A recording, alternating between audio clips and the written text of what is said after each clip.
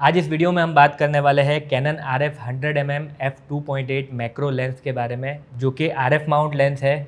और मेरे personal experience में कैनन के जितने भी लेंसेस मैंने आज तक यूज़ किए हैं उसमें सबसे ज़्यादा शार्पेस्ट लेंस है ये। और पर्सनली मुझे इसका जो आउटपुट है, जो रिज़ल्ट्स है, वो काफ़ी ज़्यादा अच्छे लगे हैं। और वही सारी चीज़ों के बारे में इस वीडियो में हम बात करने वाले हैं और देखेंगे कि इसका जो रियल वर्ल्ड परफॉर्मेंस है वो किस तरीके से है। और लास्टली क्या आपको ये लेंस परचेस करना चाहिए या नहीं करना चाहिए। सबसे पहले अगर मैं इसके बिल्ड क्वालिटी की बात करूं तो इसका जो बिल्ड क्वालिटी है वो बहुत अच्छा है, बिकॉज़ ये एल सीरीज़ से बिलोंग करता है। जो कैनन के एल सीरीज़ के लेंसेज हैं वो काफ़ी वेल बिल्ट होते हैं। उसी तरीके से ये लेंस भी काफ़ी अच्छा वेल बिल्ड है। ऑलमोस्ट इसमें ज़्यादातर जो मटेरियल है वो प्लास्टिक है, लेकिन जो प्लास्टिक है वो काफ़ी अच्छी क्वालिटी का इसमें यूज़ किया हुआ है। इसका जो फ़िल्टर डायमीटर है, अगर मैं उसकी बात करूँ तो 67 mm का फ़िल्टर डायमीटर इसमें दिया हुआ है। और इसमें 9 ब्लेड एपर्चर दिया हुआ है, जो कि बहुत ज़्यादा स्मूथ बोके प्रोड्यूस करते हैं। और अगर इसके वेट की मैं बात करूँ तो इसका जो वेट है वो 730 ग्राम्स का है। अब क्योंकि ये लेंस मैक्रो लेंस है, इसका जो मिनिमम फोकसिंग डिस्टेंस है वो काफ़ी ज़्यादा अच्छा है। 26 सेंटीमीटर का मिनिमम फोकसिंग डिस्टेंस इसका है, जो कि सेंसर से लेके सब्जेक्ट तक का मेज़रमेंट होता है। और अगर आप लेंस का जो एंड है उससे मेज़र करोगे तो लेंस के एंड से 8.6 सेंटीमीटर का वो मेज़रमेंट है। और अगर आप जो मिनिमम फोकसिंग डिस्टेंस है उस पर जा करके फ़ोटो क्लिक करना चाहोगे तो आपको ये हुड जो है वो निकाल करके फ़ोटो लेना पड़ेगा।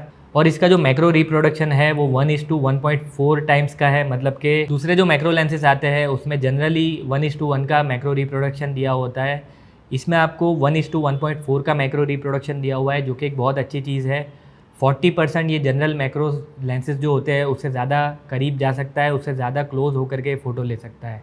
इसमें आपको ऑप्टिकल स्टेबिलाइजेशन, मतलब कि इमेज स्टेबिलाइजेशन भी दिया हुआ है, जो कि 5 स्टॉप्स तक का है। और अगर आप इसके साथ इमेज स्टेबिलाइज्ड बॉडी अटैच करते हो तो अप टू 8 स्टॉप्स तक का आपको जो टोटल इमेज स्टेबिलाइजेशन है वो मिल सकता है। इसके ऊपर दिए गए बटन एंड स्विचेस की अगर मैं बात करूँ तो इसमें जो स्टेबिलाइज़र दिया हुआ है वो ऑन ऑफ करने के लिए स्विच मिल जाता है, प्लस आपको ऑटो फोकस और मैनुअल फोकस स्विच करने के लिए बटन मिल जाता है। और इसमें आपको जो फोकसिंग का डिस्टेंस है उसका रेंज भी आप प्री डिसाइड कर सकते हो, या तो आप फुल रेंज रख सकते हो, या तो फिर आप 0.5 मीटर्स टू इन्फिनिटी, या तो फिर 0.26 मीटर टू 0.5 मीटर्स तक का आप रख सकते हो। इस लेंस में आपको एक नया फीचर भी दिया हुआ है जो कि स्फेरिकल एब्रेशन का है।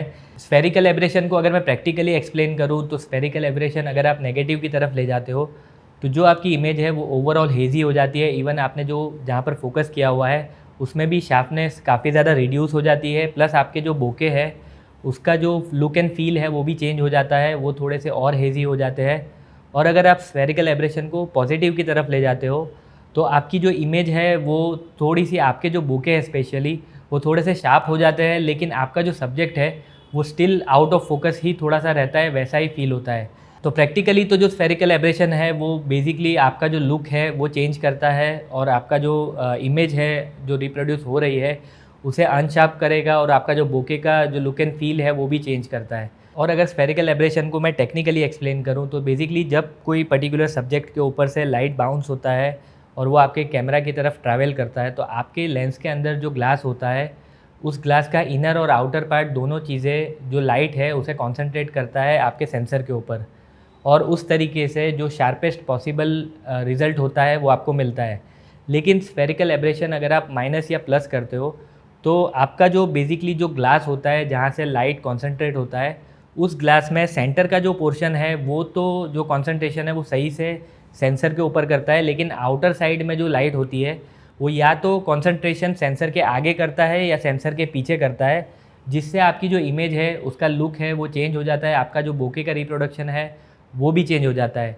But practically I will say कि स्फेरिकल एब्रेशन का पर्सनली मेरे किसी भी तरीके के यूज़ में आई डोंट थिंक कि मैं स्फेरिकल एब्रेशन का जो ये नेगेटिव और पॉजिटिव वाला पार्ट है वो शायद यूज़ करूँगा। स्टिल ये दिया हुआ है और मेरे हिसाब से बहुत अच्छी चीज़ है, एक नई चीज़ कैनन ने इसमें दी हुई है।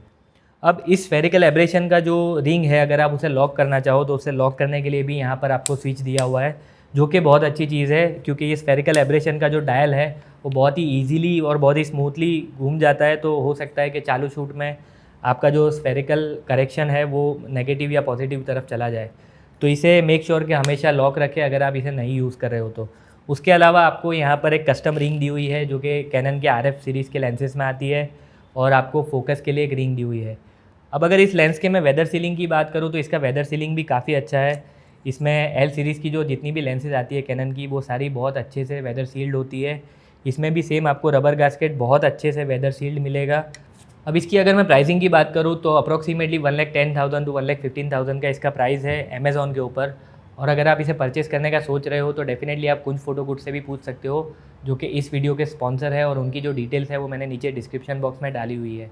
अब देखते हैं कि इस लेंस का रियल वर्ल्ड में किस तरीके का परफॉर्मेंस है और किस तरीके के रिजल्ट ये प्रोड्यूस करता है। अब टेस्टिंग में जाने से पहले सबसे पहले स्फेरिकल एब्रेशन जो है उसके जो सैंपल्स है वो देखते हैं। प्रैक्टिकली मैंने 3 अलग अलग तरीके के सैंपल्स लिए हुए हैं। सबसे पहला जो सैंपल है वो फ्लैट सरफेस का है, तो ये आपका जो न्यूट्रल सेटिंग्स में जो इमेज डेवलप होता है वो है।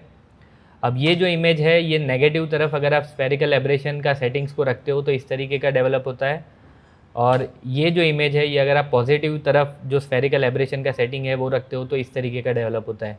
अब फ्लैट सरफेस पे बेसिकली इसका रिज़ल्ट जो है वो ऐसे ही मालूम पड़ता है जैसे कि जो इमेज है वो थोड़ी सी हेज़ी हो गई है। इवन जो फोकल पॉइंट है आपका वो भी हेज़ी मालूम पड़ता है, और जो बेसिकली इसका जो लुक क्रिएट होता है फ्लैट सरफेस पे वो थोड़ा सा ड्रीमी टाइप का लुक क्रिएट होता है। अब अगर एक्चुअल ह्यूमन के ऊपर इसका टेस्टिंग मैं आपको बताऊं तो ये जो है ये न्यूट्रल इमेज है, और ये जो है ये नेगेटिव की तरफ अगर मैं फुल नेगेटिव वाली जो साइड है वहाँ पर रखता हूँ सेटिंग तो इस तरीके का लुक क्रिएट होता है। और ये जो है ये अगर आप पॉजिटिव की तरफ जो सेटिंग्स है वो रखते हो स्फेरिकल एब्रेशन के तो इस तरीके का लुक क्रिएट होता है। और जो फाइनली जो थर्ड सैंपल है वो बोके का है, तो ये जो इमेज है ये जो आपका न्यूट्रल सेटिंग्स है उसमें ली हुई है। अब यहाँ पर ये नेगेटिव में आप करते हो तो इस तरीके का लुक क्रिएट होता है। अगेन जो फोकस पॉइंट है वो थोड़ा सा हेज़ी मालूम पड़ता है, और आपके जो बोके है उसमें आप देख सकते हो कि यहाँ पर आपको पर्पल टिंट पूरा डेवलप हुआ दिखता है। यहाँ पर भी पूरा हर एक बोके की जो बॉर्डर है वो थोड़ी सी पर्पलिश कलर की हो जाती है, और ओवरऑल इमेज इसमें भी ड्रीमी मालूम पड़ती है। जो बोके का सेंटर है उसमें हाईलाइट ज़्यादा दिखती है, और उसके आउटर साइड जो है वो थोड़ी सी डार्कर दिखती है।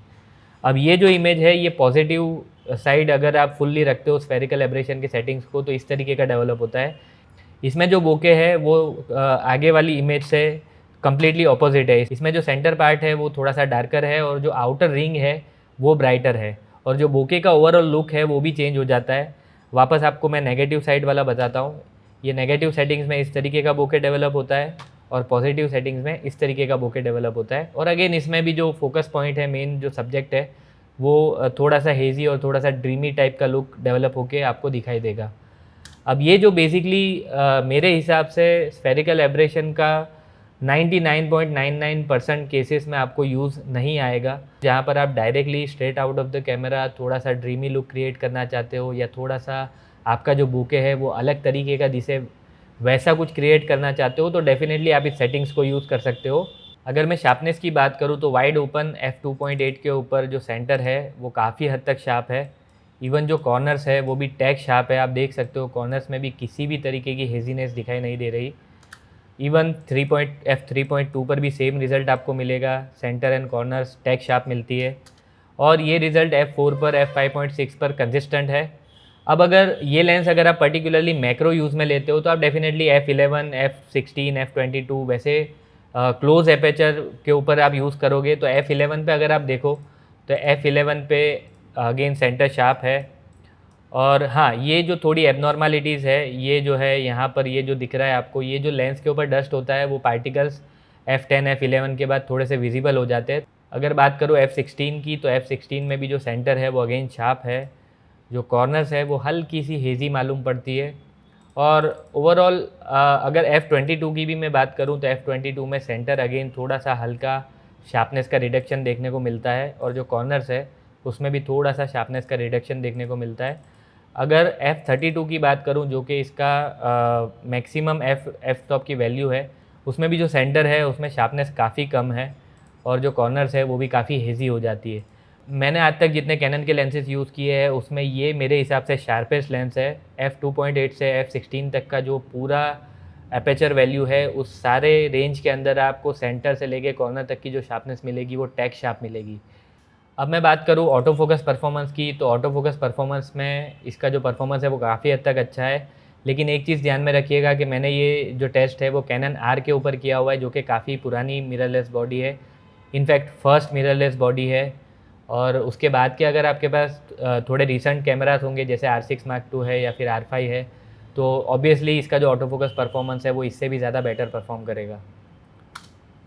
एंड ओवरऑल वैसे भी कैनन R के ऊपर भी इसका जो ऑटो फोकस का परफॉर्मेंस है वो भी काफ़ी अच्छा है।